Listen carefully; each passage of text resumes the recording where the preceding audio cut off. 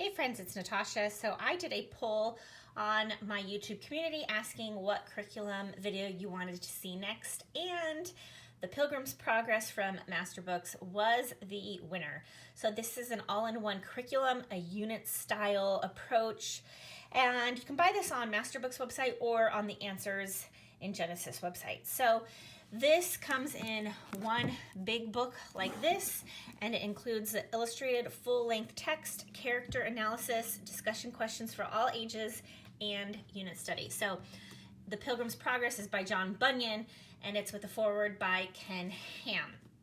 Let's take a look at what this offers us.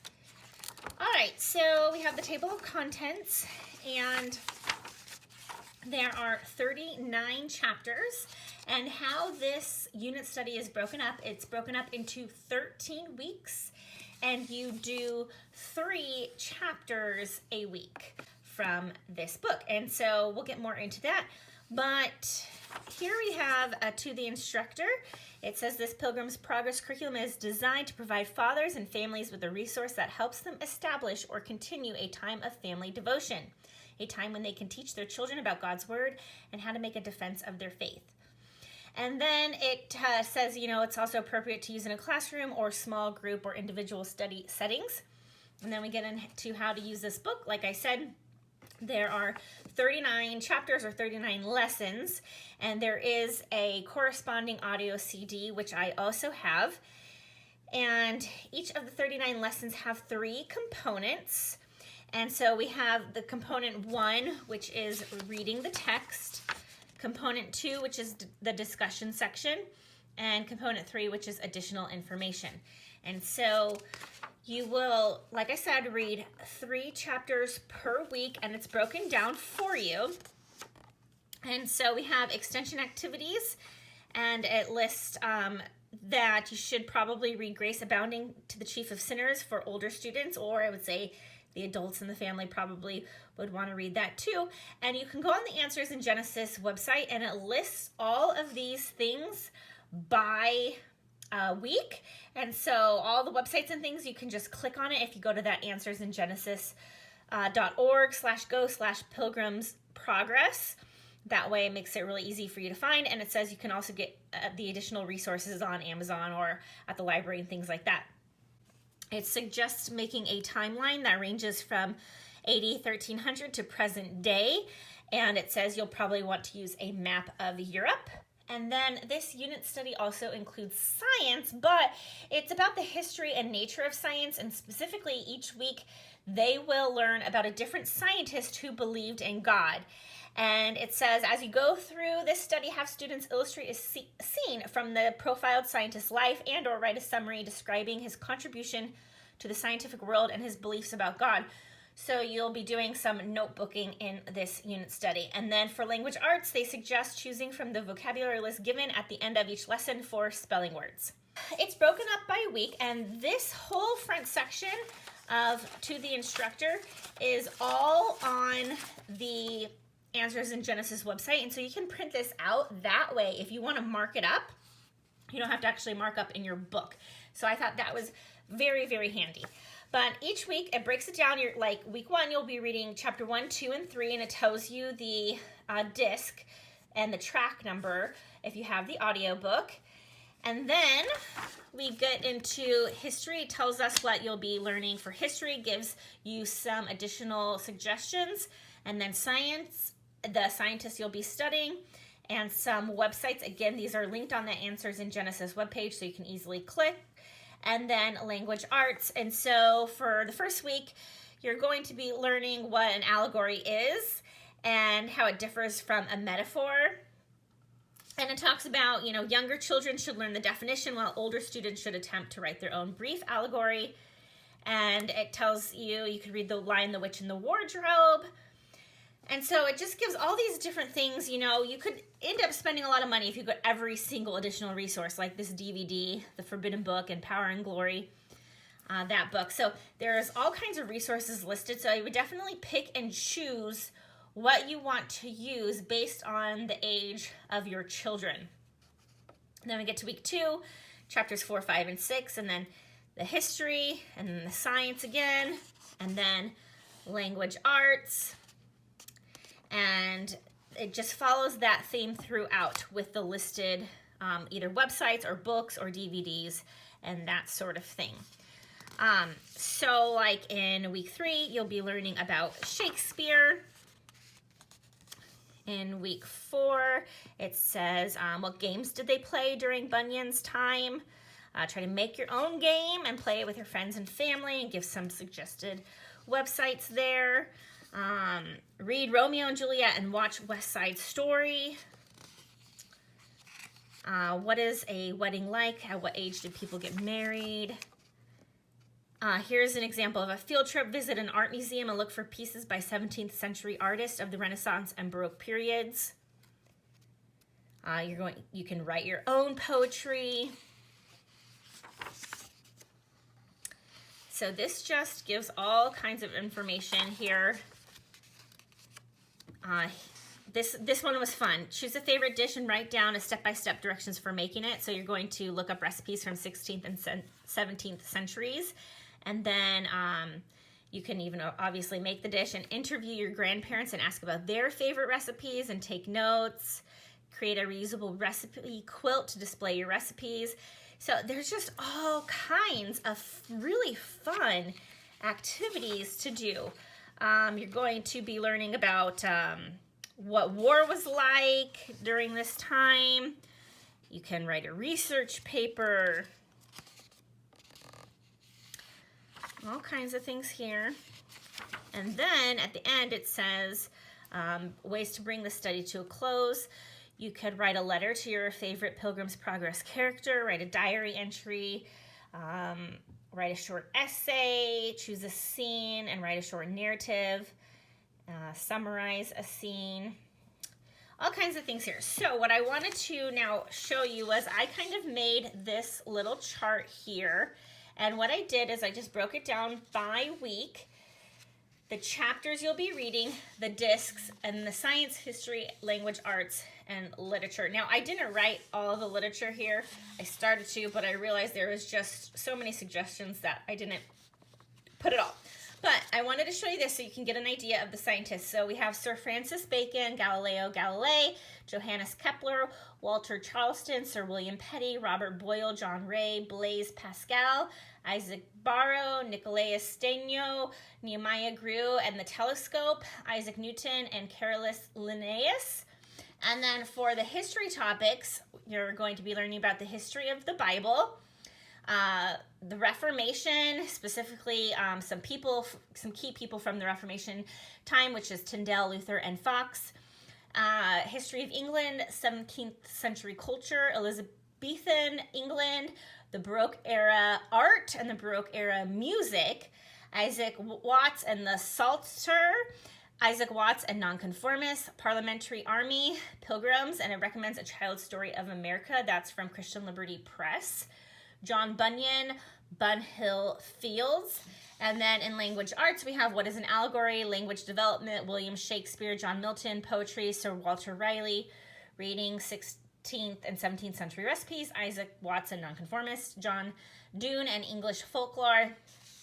And then just a couple books there, The Lion, the Witch, and the Wardrobe, and Paradise Lost. So I just kind of made this for myself so I could get kind of an overview of what was actually covered in this unit study. And so I hope that also gives you a great idea. This is nothing that is not already available for free online. So in other words, I didn't include any information here that's not available for anybody to look at online for free, because this is available to download online for free. And so this doesn't include anything that's not already in here. And then we get to, in the book, we get to the historical background and the author's apology. So read that. This is in black and white. Okay, and then here, this is what I wanted to show you, the words to know. This is the vocabulary words, and the words they are suggesting that you could use as spelling words. And then there's memory verse. And then this, the truths to ponder, is for younger students. And so as you can see, there's this worksheet here, these truths to ponder. They would fill out these worksheets, and then digging deeper for older students. Now, these worksheets are available on the Answers in Genesis website to print out. You're also given permission to copy straight out of this book. So if you want to copy straight out of the book, you can do that. But of course, I find it easier to just print things. And so these are available online to simply print out. And then we're at chapter 2, the Christian and Evangelist. And so here we have that, and then the words to know, the memory verse, and then we have the truths to ponder, which is quite a bit. We also have these pictures that are just the images by themselves if you wanted to use them as coloring pages. Those are also available on the Answers in Genesis website too, so you could just print those out for the little kids, for your really young ones if you wanted to. And then the digging deeper for the older kids. And you'll see here, like it says, read Matthew 7:13-14 and Psalm 119, 105. Evangelist pointed the way for the man to go in the frame, complete the picture to show what the man saw across the field. And, it's constantly pointing you to God's word. Write a scripture verse that tells how you should respond to those who mock or mistreat you. While walking in the fields and reading the book, what did the man cry out? What would you tell the man to do? And it gives you some Bible passages to look for ideas. Look in the dictionary for the word evangelist and write the meaning below. So that sort of thing. And then chapter 3 here, and it gives you side notes of what passages of scriptures these are coming from, which I really like. There's the words to know and the memory verse again, the truths to ponder, and the digging deeper. So even though the truths to ponder is for younger kids and the digging deeper is for older kids, I would say that none of these worksheets are really appropriate for real young kids. So, your preschool through 2nd, 3rd grade would probably have trouble with the worksheets, period. But older elementary, middle school would probably be fine with the truths to ponder, and then, maybe, depending on your child, middle school or high school for the digging deeper. That's what I see based on, kind of my own kids and that sort of thing. I know, for example, my 2nd grader would not be able to do these truths to ponder without a lot of help. And she is adverse to writing, so she wouldn't, necessarily want to write all this out. But if you did have younger kids, you could use this as just a guide to talk about and, give 3 adjectives that describe obstinate. And so you could just do this kind of orally, draw and label 2 things, like maybe you would just pick and choose things. Like maybe they would like to do this activity where they're drawing and labeling, but maybe they wouldn't want to do quite all this writing. You can maybe do this as a family activity on like your whiteboard or something like that, where you're making that chart. But you might just, like I said, pick and choose. Maybe they would like to do this one. In the packages below, draw these GIFs that they're talking about there. So maybe they would like to do that. So I would say that this is probably better suited for families with older kids. I think it will be difficult to hold the younger kids' attention just because of the kind of the word usage and things like that too. I think it will be harder for the little kids to understand, like pliable and what company shall we have there? Christian, there we shall be with seraphims and cherubims, creatures that will dazzle your eyes to look on them. There also you shall meet with thousands and 10,000s that have gone before us to that place. None of them are hurtful, but loving and holy, everyone walking in the sight of God and standing in his presence with acceptance forever. So I just think the vernacular might be a bit tough for your young ones to understand and grasp. So if you only had little kids, I would probably wait to do this unit study. I really do kind of think probably 3rd and up, depending on your kids' ages. But that's just my personal opinion, just going through this. And kind of the content of it. If you want, especially if you want to fully utilize this, like in studying these scientists and using a lot of the additional resources when I have gone through them really are suited for older kids, even, more high school and adult level. Like Church History in First Person, that's a DVD. The Book of Martyrs, that's by John Fox. That is really middle school, high school type of thing, or adult, the Westminster Confession, the Book of Common Prayer, like online encyclopedias. Those are not going to be, they're going to be kid friendly as far as not anything inappropriate, but these are, written in language that is for older kids and adults to understand. And these books like Patience, Princess Catherine, Doomed Queen, Mary, Bloody Mary, Beware Princess Elizabeth. I looked up almost every book in here, and they were pretty much all geared towards what I would consider high school or adult level. However, that is another reason why I wanted to print this out, because I thought that, if you did use this with younger kids, by having the kind of topics laid out here, then I could possibly choose, instead of going to the answers in Genesis and reading about Kepler here, I could maybe find additional material that would maybe be more suited for younger kids. But, and same thing with Shakespeare. There's lots of Usborne books that are suitable for younger kids on Shakespeare. I have some of them, but these like Wikipedia, online literature, Shakespeare the biography, Year in the Life of William Shakespeare, little kids are not going to be interested in those. So just take those kinds of things into consideration. And it does say that you may want to make this, fit your schedule, because you may want to spend more time on any particular topic. It's really up to you how you want to do it. But we have it's broken down into the 13 weeks here. And so you could, of course, take as much time as you need. In fact, I say you could easily double this, making it 26 weeks, which is practically a full school year.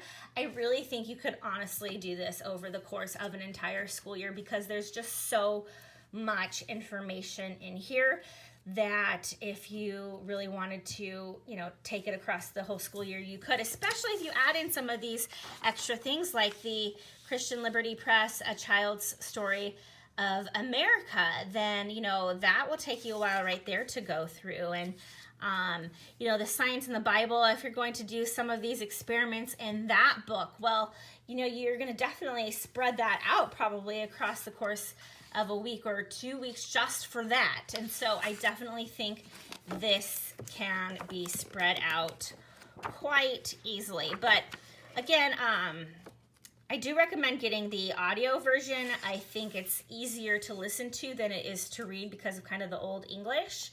And, even if your little kids just sit around and listen and color and do a few of the activities, but this is definitely, I would say, more geared for your older kiddos. And so anyway, I hope that is helpful. And here we have in the back the answer key. Forgot to mention that. So we do have the answers in the back there, and of course an index if you're looking for something in particular. But there's the answer key after the last truths to ponder. So again, every chapter you're going to have, like here's chapter 36, going to read that, and then you're going to have the truths to ponder and the digging deeper. So, for example, this truths to ponder for what is meant for the younger kids is 10 questions, but it's 3 pages long. So that could end up being overwhelming to the younger crowd. And then the digging deeper for your older kids is just 1 page here, but of course they are digging deeper, and you would probably want to have your older kids do the truths to ponder and the digging deeper, not just the digging deeper, because again, the digging deeper is going more into it because they are older.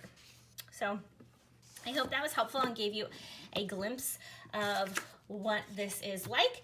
And if you have any questions, please let me know. I haven't used this yet. I've just gone through it and, you know, made this schedule and that sort of thing. I'm actually not sure how I'm going to use this yet because I do feel like my younger crowd is a bit too young. So I'm considering using this for my daughter next year in 9th grade. I'm just not sure. I'm not sure how I'm going to use this quite yet, but it is a fabulous resource for sure.